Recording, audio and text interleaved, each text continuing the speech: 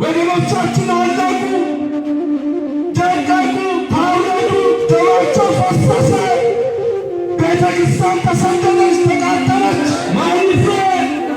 ማን ይፍረድ? ማን ይፍረድ?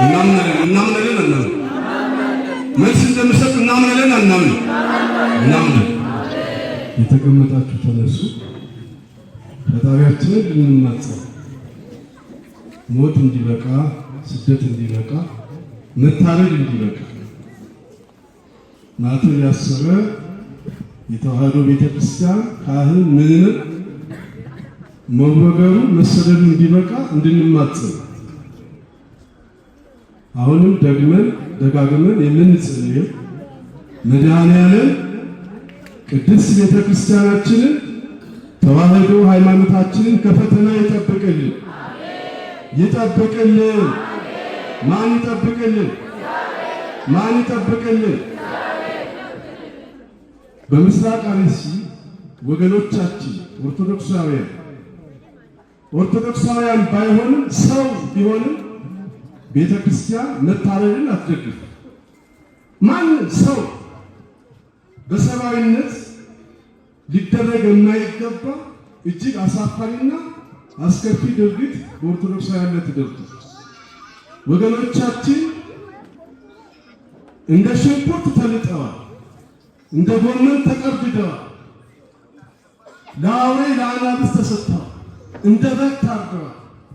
ሬሳቸው እንደ ውሻ ሬሳ ተጎትቷል። መሬት ለመሬት አጥንታቸው ተከስክሷል፣ ደማቸው እንደ ጎርፍ።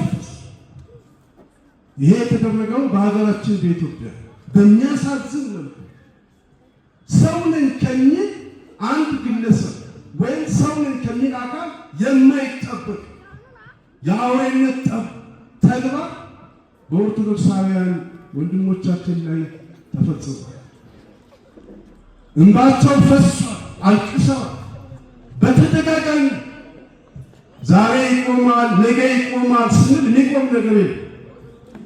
በቅርብ እንደውም የ7 ዓመት ሕፃን ልጅ በጣም ይገርማቸዋል። የ7 ዓመት ሕፃን ልጅ ያቺ ሕፃን ልጅ ምንም የሌላ እምነት ተከታይ ብትሆንም ልጄ ናት።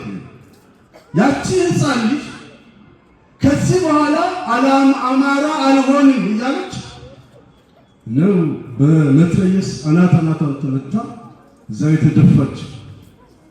ተመልከቱ።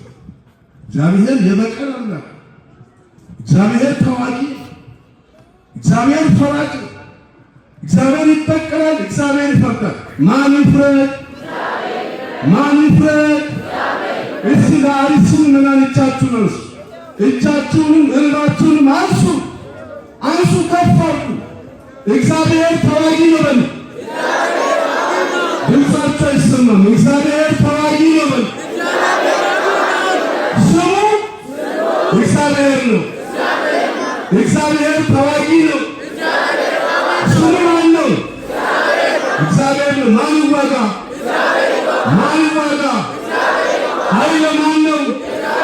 ጉልበት ማን ነው? ጥበብ ማን ነው? አሸናፊ ማን ነው? እግዚአብሔር ይዋጋ። ይትነሳ እግዚአብሔር ወይሰራው ጠሩ። እግዚአብሔር ይነሳ። መዝሙር 68 እግዚአብሔር ይነሳ ጠላቶች ይበተኑ ይላል። ማን ይነሳ? አሳኦኒ ገንዶጋለ ኦኒ ገንዶጋለ አለ ጦሶ ነደንዳ ይታለ ብቻ ጦሶ ይታለ ጦሶ ነደንዳ ይታለ እግዚአብሔር ሲነሳ ጠላት ይበተናል። እኛ አይደለም ጉልበት የለንም። እኛ ጉልበት እግዚአብሔር ነው። እንታረዳለን እንጂ አናርድም፣ እንገደላለን እንጂ አንሞትም፣ ጸብም አናነሳም፣ ሁከትም አንፈጥርም። እኛ ሰላማውያን ነን። የታረደው በግ የመድኃኔዓለም ልጆች ስለሆን እንታረዳለን። መድኃኔዓለምን ታርዷል። እኛ የታረደው በግ የመድኃኔዓለም ልጆች ነን። ስራችን መታረድ ነው። ማን ይፍረድ? ማን ይፍረድ? በጣም አትቻችሁ እንጂ ከፍ አድርጋችሁ ስጡ ለእግዚአብሔር። ፍረዱት፣ ተገለጡ።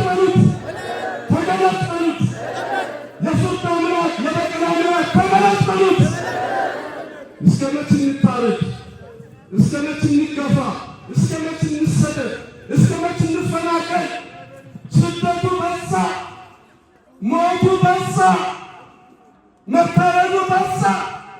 ምዕመናን አልቅሱ፣ አልቅሱ፣ ጩኹ፣ ወደ እግዚአብሔር አልቅሱ። እንባችሁን ጠርጋችሁ ወደ ሥላሴ ላኩ። ይፈርዳል እግዚአብሔር፣ ይፈርዳል እግዚአብሔር። አልቅሱ፣ አልቅሱ፣ ወደ እግዚአብሔር አልቅሱ። ወደ ሰው አታልቅሱ፣ ወደ ማንም አታልቅሱ። ወደ ማን አልቅሱ? ወደ እግዚአብሔር። እንባችንን ይበቀልልን፣ ደማችንን ይበቀልልን፣ ይበቀልልን። እሱ ይበቀልልን፣ እሱ ያስቁምልን። የሚፈሰውን ደም መድኃኒዓለም ያስቁምልን። በቃችን ይቻላል በጨዋ ደም። ይሄ ሁሌ ቤተ ክርስቲያን እየመጣችሁ ከአጥር ጥግ ተቀምጣችሁ ጸሎት አድርጋችሁ አልቅሳችሁ ሂዱ። ጸብ አትፍጠሩ፣ ሁከት አትፍጠሩ። እኛ ሰላማዊ የጨዋይቱ የሳራ ልጆች ነጨዋን ሁከትን ብጥብጥም አናነሳ። ወደ ሥላሴ ግን እንጮኻለን፣ እናለቅሳለን። ማንም አይከለክልም። የሚከለክል አለ? የሚከለክል አለ? እናለቅሳለን። የሚከለክል አለ? የለም። እናለቅሳለን። ዛሬ ነገ እግዚአብሔር እስኪፈርድ እናለቅሳለን። አርሱ ያልኩ በዛ፣ የአርሱ ስደት በዛ። ክርስቲያኖች ስደዱ። እዛ እኮ የታረደው የ70 ዓመት ሽማግሌ እኮ የእኔ አባቴ እኮ እሷ የታረደች የ10 ዓመት እናት እኮ ለእኔ እናቴ ናት። እዛ የተሰደዱ ወንድሞች እኮ ወንድሞቼ ናቸው። ለሁላችንም ወንድሞች። በየቤቱ ለቅሶ ነው፣ ጩኸት ነው፣ ስደት ነው፣ መከራ ነው። በጣም ያሳዝናል። እግዚአብሔር በቃችሁ ይበለን፣ በቃችሁ ይበለን። እስቲ አንዴ እንንበርከክ፣ ግድ ተንበርከክ። ወደ ሥላሴ ሁላችንም እንንበርከክ፣ ሁላችን ሁለት እጃችን አንስተን እንንበርከክ። እግዚአብሔር ይፈርዳል። በቀን በቀን እግዚአብሔር ፍርድ ነው። ሁላችን ወደ እንንበርከክ። ይኸው ሁላችን ወደ ሥላሴ እንንበርከክ። ሥላሴ መልሱን እንዲሰጥ እጃችን አንስተን እንንበርከክ። አጋዕዝተ ዓለም ሥላሴ የአባታችን መልስ ስጠን፣ መልስ ስጠን።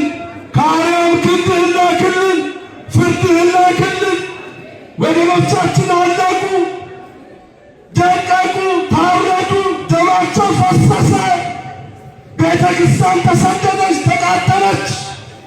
የስደቱ ዘመን ይቁም፣ ደም መፍሰስ ይቁም። ማን ይፍረድ? ማን ይፍረድ? ማን ይፍረድ? ማን ይፍረድ? ይሄ አምላክ ይፍረድ። አመስግኑትና ይፍረድ ይሄ አምላክ።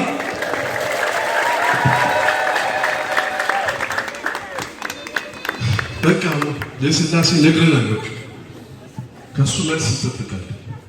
እናምናለን፣ እናምናለን፣ አናምንም። መልስ እንደምሰጥ እናምናለን፣ አናምንም፣ እናምናለን። እዚህ በኋላ ክርስቲያኖች አንድነታችንን ማጥበቅ አለ። አንድነት በኢትዮጵያም በመላው ዓለም ያሉ ክርስቲያኖች አንድነት ያስፈልጋል፣ ህብረት ያስፈልጋል። ወገኖቻችን ስታረዱ ወዲያውኑ ወደ ቤተ እግዚአብሔር ተሰብስበን ማልቀስ። በቃ ሰውን ክፉ አትናገሩ፣ አትሳደቡ፣ ሐሰትም አትናገሩ። ማልቀስ ብቻ። መድኃኒዓለም እንባችንን ያብስልን፣ ያብስልን። አሁን